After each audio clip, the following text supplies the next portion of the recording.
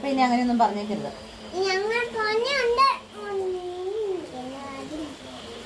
അടി കിട്ടും എനിക്ക് കേട്ടോ. എന്നാത്തിന് എന്തിനാ അപ്പനെ തല്ലുന്നു?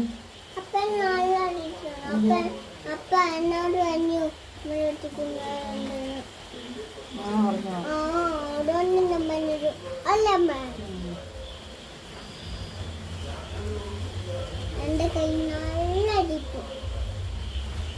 കൊച്ചു പൊട്ടിച്ചിട്ടുണ്ടല്ലോ അല്ലമ്മ.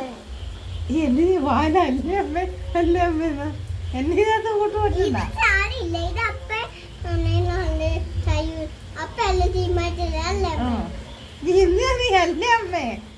സ്വന്തം അങ്ങ് പറഞ്ഞോണ്ടാ മതി. അത് ഞാനില്ല.